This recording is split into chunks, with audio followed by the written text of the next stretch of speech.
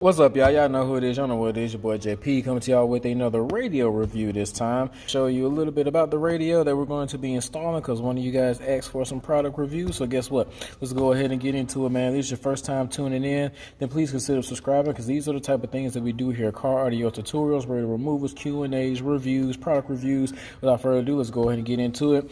Like I said, this is the Pioneer AVH-2550NEX. Let's go ahead and open it up and see what's on the inside.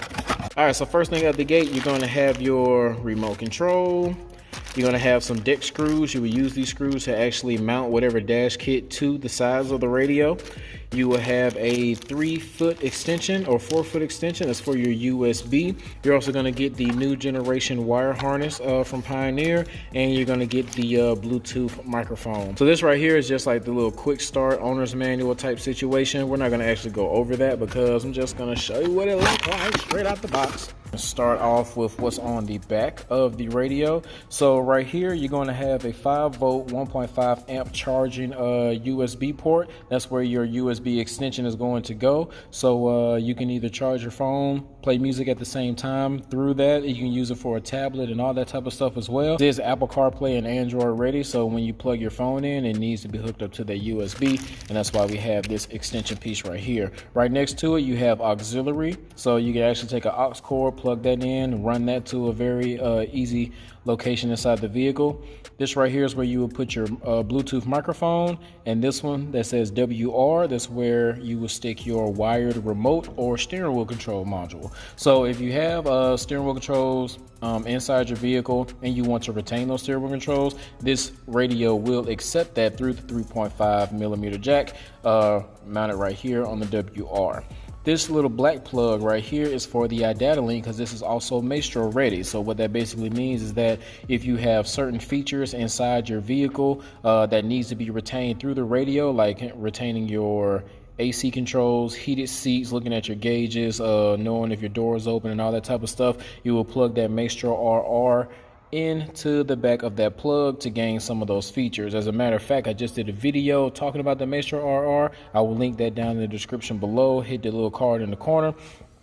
Next, we have the Sirius XM plug. If you like satellite radio, this is for the Sirius XM V300. So if you guys want to keep satellite radio or you want to gain satellite radio and control it through your aftermarket radio without getting one of the other little small portable ones, you just get the V300.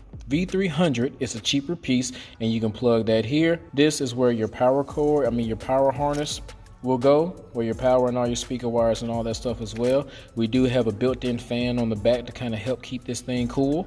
Next, over here we have 3 sets of preamp outputs. I want to say they are 4-volt outputs. This will be for the front, that would be for the rear, and this one will be for the sub. Now these 3 right here, this is going to be a left and right audio and video in, which means if we have like a PlayStation or something that we need to hook up our RCA into and we want to play it on the road, then we can do that by taking that RCA from the back of whatever gaming console or DVD player and plug it into these 3. Now this one right here is video out. So if we have a DVD here and we want to actually shoot this image that plays off of this radio and goes into another monitor of some sort, this is the one that we will use.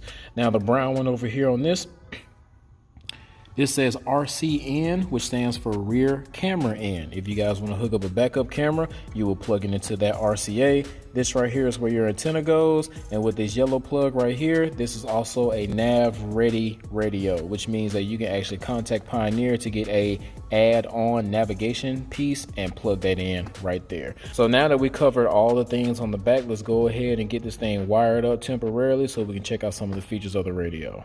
Alright guys, so when you first turn the radio on, you're going to go ahead and get this screen. We're going to select English as far as the language, and then we're going to ask if it wants to go in standard mode or network mode. Standard mode is what we will use because that's what we're actually we're going to be using this vehicle inside the car setting. So we're just going to keep it on standard and click OK. Now that we go to OK, you're going to get the warning screen saying, hey, don't let this stuff distract you, blah, blah, blah. That's just Pioneer covering their butts. And this is what your home screen actually looks like. So the first thing I usually do is I come up here and I change the time. So you want to come here and just click on the time. Now we can do a couple different things. We can actually go to this white arrow. This white arrow is going to show us all of our sources of different ways of listening to music.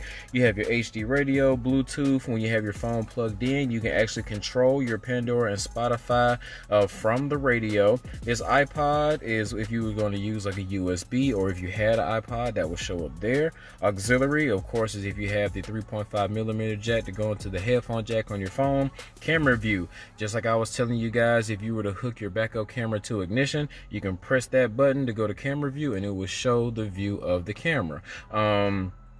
Source off, well, takes it right here. Now when you go to power off, that actually powers off the unit, and then you will come over here to the main menu button and you see the little power button. You will have to press that to turn it back on. Over here on this side, you're going to get your HD radio, which is basically your tuner. Bluetooth, which is going to be anything you can stream from your radio, from your phone. Audio wise, doesn't matter if it's YouTube, YouTube Music, Netflix, whatever the case. If you want to listen to anything from your phone, you want to click that. Pandora and Spotify, these are the two applications to where you can control those two apps from your phone through the radio. When you click AV pops up and shows you all the rest of your sources. USB and iPod are both controlled through the USB cord, the USB extension that it comes with. If you have an iPod, then this will work. If you just have a regular USB with music on it, then that will illuminate, and then you will use that one. You still have the camera view, source off and power off, just like you did with that white triangle that we had earlier. This right here is Sirius XM, because this radio is Sirius XM ready. You would need the V300 since it's not plugged in. This is not illuminated. The auxiliary is right here. Audio video. Guys, remember we was talking about earlier about having that different harness is going to give you different features for your car. That's going to be these two. So car sources and car features are only used if you have that Maestro RR or any type of iData-Link module for your radio. So that's what we were talking about earlier.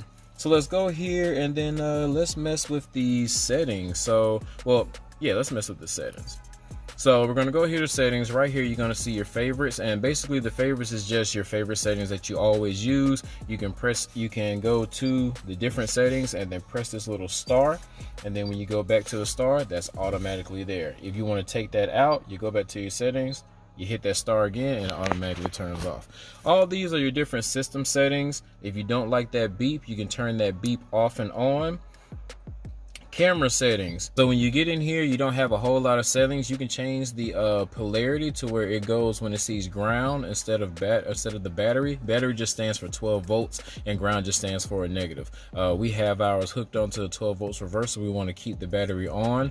Camera interrupt. You have to have that on in order for that image to show. You put the car in reverse, the backup camera needs to interrupt whatever screen that is on so it shows that camera image. Now this right here is where you can adjust the lines, because the radio has a certain set of lines on it and your backup camera usually has a certain set of lines. So if you have a camera that doesn't have lines and you want the backup parking lines, then you can click this on and then you'll be able to adjust them as you see fit. Now the next one, this is where your customization starts to come into play. Let's just say your favorite color is green. We're gonna press green, and then that changes our key color to green. We can go to theme and click a green theme. So now this, that, and our background is more green. I usually go to background and change the background. You can take it there, or you can do that one. Now if you go to theme, that will change the color of that background, of course. Like I said, we're on the green situation, so let's go back green. And then if you go over here to clock, you can choose the way that your clock actually looks, or you can just go ahead and turn that off. So now when we go back here to our little settings and our source, everything's green. Let's just go to radio. When you have something saved, it'll be green, and FM is green and all that type of stuff, and then that's what that illumination does. All right, so coming out of that, pressing this little speaker, we're going to go to the audio settings. Now you do have a 13-band equalizer, and you can choose which setting that you have. We will click on the graphic EQ, and it will show you all 13 bands right here. Now of course they're going to have some different type of presets in here: natural, vocal, flat, but then you also have two custom settings, and basically you can get inside the car, click that custom settings, start playing some music, and then we can literally go up and down and pick to what actually sounds best for us. Now when we go back, the next one is fade and balance, because this will be the easiest way for you to find out what speakers are blown by using the fade and balance. Everything should be good, so we're going to keep ours in the center. So you have your mute level. This right here is where you will turn the sub on if you have some subs in the RCAs. Now notice when you do that, your sub setting actually illuminates, because now we get to check those settings. Speaker level, you can actually click on speaker level, and if we want to turn up the dBs, which is just basically increase the volume on the right speaker, right front speaker, right rear speaker, the sub, whatever the case, this is where we would do that. Now let's go over here to these crossovers. So with the crossovers, you have the option to use a high pass filter or low pass filter for your front, rear, and your sub. So you will go to your front and your rear by pressing those arrows over here.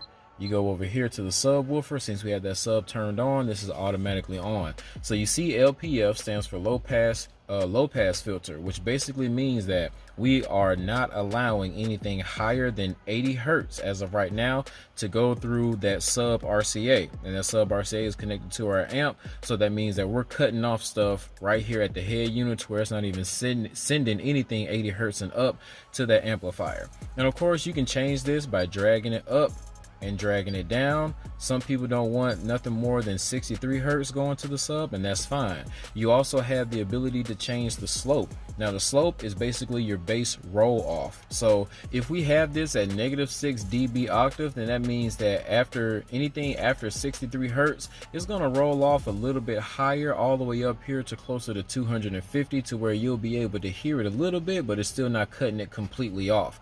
But if we drag it all the way down here to 36 Hertz, then anything after 63 is not even going to make it past 100 Hertz. So that's where your dB roll off is pretty much it kind of makes it more effective as far as not letting too much stuff come into your sub. So we have the Bluetooth. Now as you can see, the Bluetooth is not eliminated. That's because they do not want you to be trying to access Bluetooth settings while you're driving. So we have to engage the parking brake.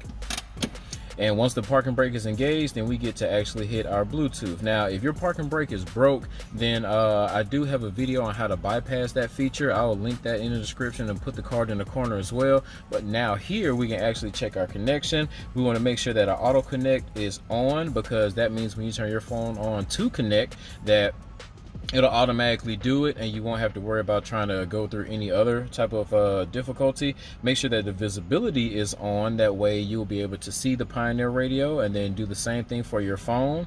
Now when it actually shoots through the code, if you need to put an access code in, it's going to be all 4 zeros. But for the most part, what's going to happen is when you pair your phone up, it's going to shoot a number to your phone. And as long as those numbers match, that's how you know that you're paired to this one. Now if you have Bluetooth, if you have too many phones paired in here, I think you only do one at a time, but up to 5 different phones. If you have too many phones, you will go to Bluetooth memory clear, and then you will press clear. It's going to ask you, do you really want to do this? We want to press OK, and then that lets you know that your Bluetooth memory is cleared. Alright guys, so honestly man, that's just about it. You know, this stuff over here is just like your regular buttons. That turns your display off, turns it back on. This takes you to your main menu, your volume, your up and down. You can come over here, press individual to change the radio stations back and forth. Press and hold, and they'll actually scan to the nearest station, and then you can actually press and hold to actually save that as a preset. It will light up green and give you a little beep. I hope you guys find some type of value in this review. Please don't forget to hit that like button, subscribe, share, comment if you want to. Product links in the description, and Patreon links in the description. Till the next time, this your boy JP signing out, man. Y'all be blessed.